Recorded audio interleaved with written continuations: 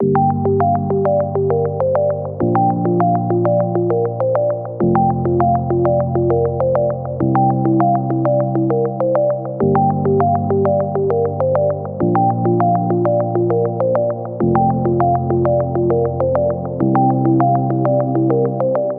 días, bienvenidas y bienvenidos al Museo de Aguas de Alicante.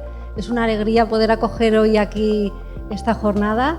Este museo es fruto de la colaboración público-privada entre el Ayuntamiento de Alicante y la empresa Aguas de Alicante. Y bueno, por poner un poco en contexto, fue abierto hace más de 10 años.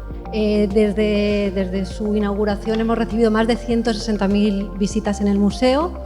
Y justo ahora, tras el parón de la pandemia, hemos aprovechado para reabrirlo más digitalizado, con recursos más interactivos y también más cercanos a la ciudadanía.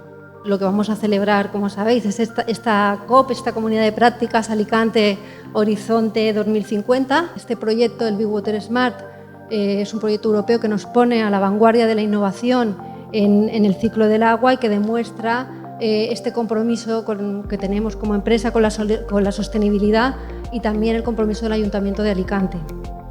¿Qué es esto del proyecto Big Water Smart y qué relación tiene con la jornada que vamos a hacer hoy? Involucra a 35 socios, 35 entidades de 8 países diferentes y se concreta en 6 Living Labs, 6 espacios que tienen en común ser espacios costeros de Europa. Tenemos como objetivos la involucración de los ciudadanos y de los actores de todos los sectores en el coaprendizaje, la búsqueda de la garantía del agua para todos los usos necesarios, la impulsión de crear valor añadido en torno al ciclo del agua, la salvaguarda de los ecosistemas y de los valores ecosistémicos que proporcionan a la sociedad, y el cambio adaptativo hacia infraestructuras más resilientes, especialmente en el contexto del cambio climático. Vamos a desarrollar una herramienta de software que hemos denominado Reactor, en la cual estamos trabajando para optimizar las inversiones y las actuaciones en el ciclo del agua, para poder comparar escenarios de actuación, para ver con qué escenario tenemos mejor impacto medioambiental, menor coste, mejor impacto social. En marzo vamos a acoger la primera reunión plenaria del Big Water Smart, en la cual vamos a tener más de 100 expertos de centros tecnológicos, centros de investigación y entidades, empresas de toda Europa, reunidos aquí en Alicante, discutiendo sobre la circularidad del agua y las estrategias que nos pueden ayudar a sortear los retos que tenemos en el horizonte. Vivimos en un territorio muy dinámico que puede estar afectado en el futuro por aspectos que ahora mismo no controlamos, no conocemos, y todo lo que presentemos aquí pues a lo mejor puede cambiar, ¿no? Pero si mantenemos la dinámica de las últimas décadas sí que podríamos hacer un escenario de cómo estará la ciudad o cómo debería estar en el 2050 y cómo debería ser la gestión del agua. Partimos de una realidad, un punto de partida en la gestión hídrica municipal que podemos decir excelente.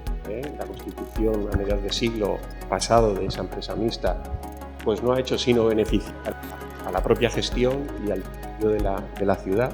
Bueno, pues las aportaciones externas cada vez van a ser menos y habrá que apostar por las aportaciones propias, ¿no? Y tenemos un mar Mediterráneo aquí delante que es una fuente, por así decirlo, inagotable de recursos, ¿no? en el medio y largo plazo.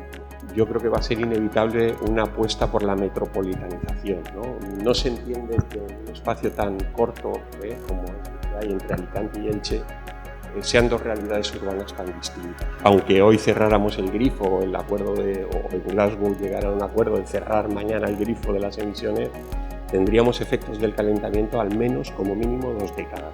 Para mí eso es fundamental si queremos un Alicante sostenible, adaptado al cambio climático. Y este es el gran objetivo de las ciudades mediterráneas en los próximos años. Lo que tenemos que salir es con una identificación y priorización de los retos que están suponiendo, digamos, una barrera a la consecución de la gestión sostenible y circular del agua que necesita Alicante en torno a 3 ejes o 3 sectores, digamos. Uno que sea el ámbito más urbano, el otro que sea ámbito agroindustria y un tercero de medio ambiente, ¿vale? Entonces, haremos también una identificación preliminar de estrategias, ¿vale? ¿Qué estrategias podríamos seguir para hacer frente a estos retos? El desarrollo de lo que es la planificación o la identificación de estrategias será parte de la segunda COP que haremos, de la COP27 Alicante, será esto. Y bueno, por aquí ya haremos un pequeño levantamiento ya, ¿no? Aprovechando todo el trabajo que haremos hoy, ya haremos un pequeño levantamiento. Para ello, vamos a trabajar en grupos, ¿vale? Y 2 fases. Tenemos una primera fase que va a ser divergente. ¿Eso qué quiere decir? Quiere decir que nos vamos a centrar en la generación de ideas, qué es lo que visualizo, ¿no? En mi sector, cómo podría ser esto, qué es lo que me gustaría ver. Entonces será esta parte y la trabajaremos con grupos y después cada uno de estos equipos nos hará una presentación breve, 5 minutos cada uno, de qué es lo que han trabajado con su equipo, qué visión, digamos, han desarrollado en cada uno de los ejes.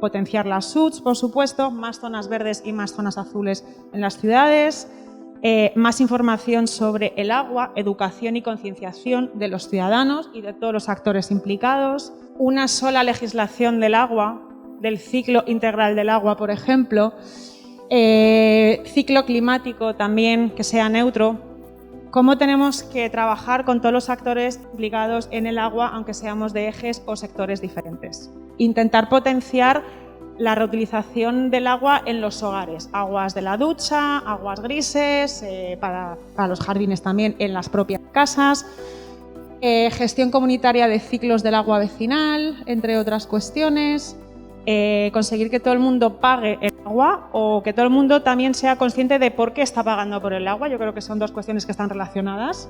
El fomentar el agua de grifo en restaurantes, bares, cantinas y demás, algo que nos va a tocar afortunadamente gracias a la nueva directiva de aguas potables, con lo cual eso está muy bien. Cosas así un poco chulas relacionadas con el uso del agua, se nos ha ido un poco la cabeza aquí, pero ha sido muy divertido. Vamos a hacer salazones con la salmuera de las desaladoras y cervezas con agua regenerada.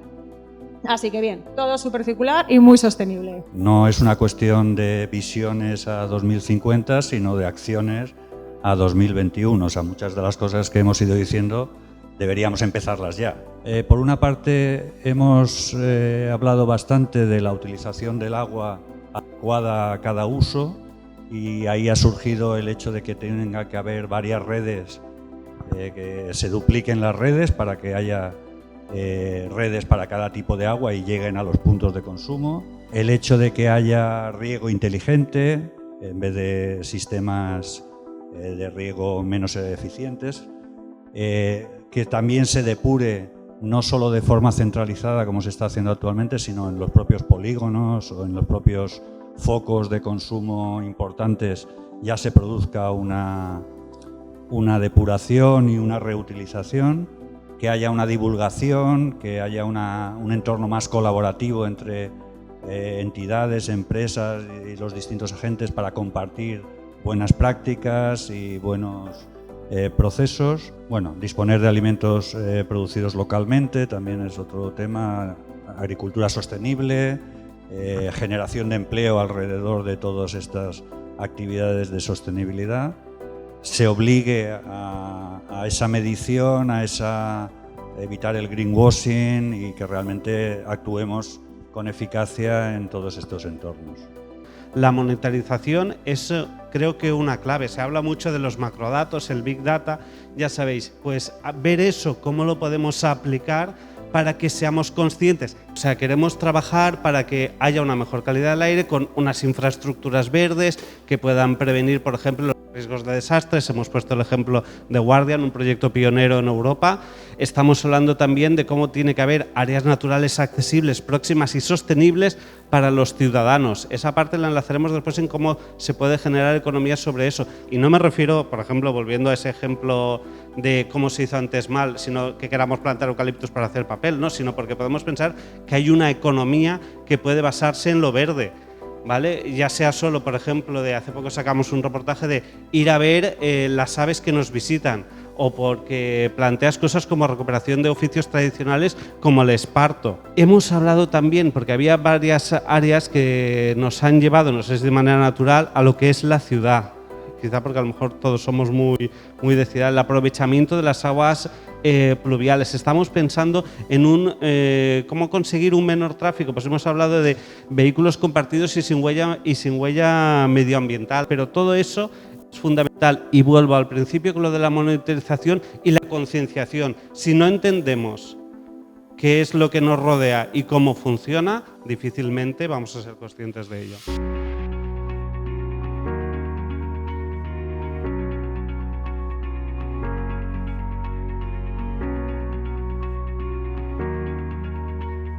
Darle al agua su valor.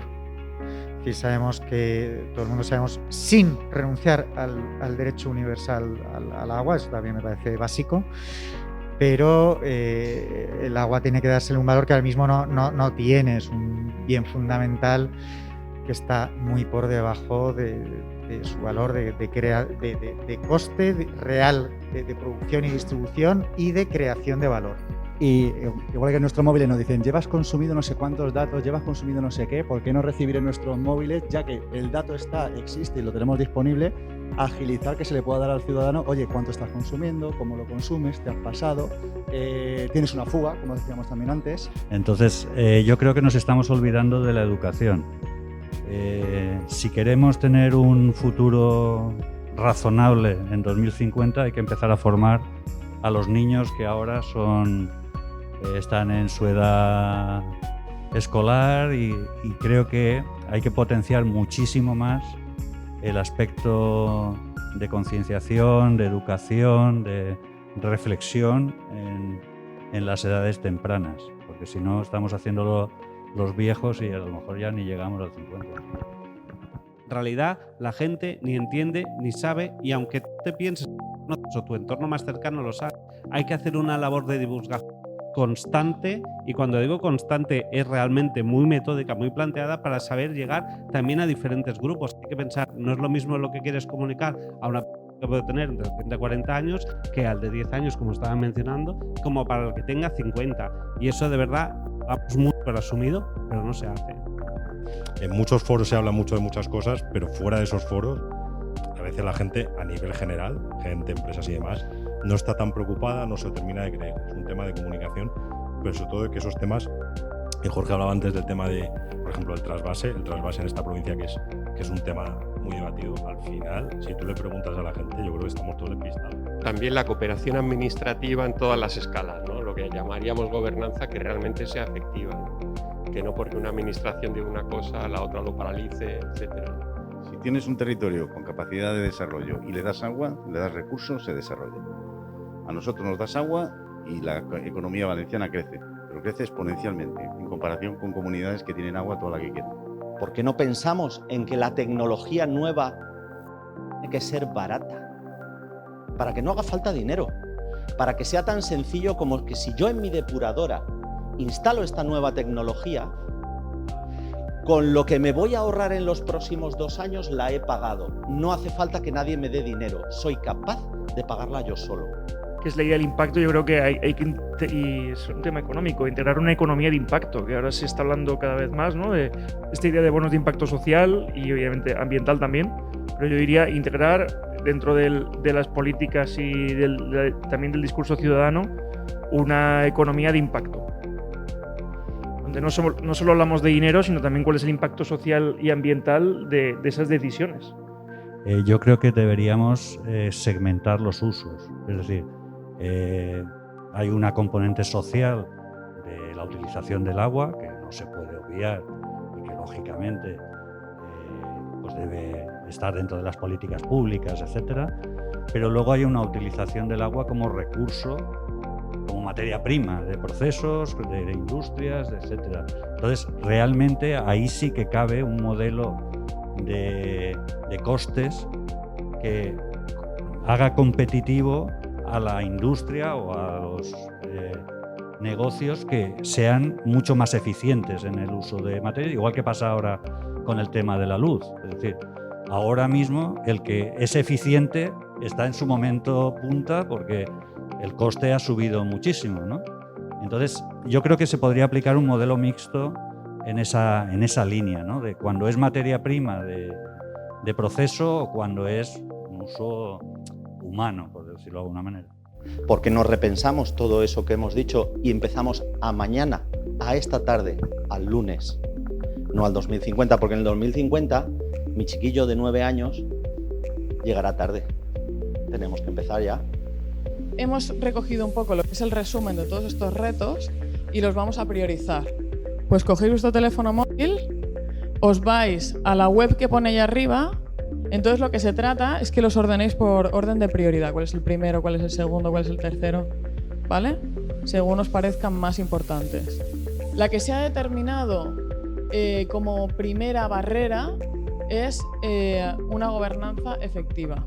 Yo creo que para la gobernanza, relacionado, y perdona que sea tan pesado en lo profesional, en la información. Si los políticos son realmente conscientes de cuál es el problema, podrán ponerse de acuerdo o por lo menos discutir sobre ese problema. Yo creo que los políticos no están tan al tanto de todo lo que sabéis los técnicos sobre esos problemas de gobernanza. Tiene que haber una unicidad de objetivos marcadísima, porque entonces difícilmente podrá haber descoordinación si los objetivos son los mismos para todo el mundo. Desde el punto de vista operativo, yo también diría mesas de trabajo transversales, donde estén representados todas esas escalas.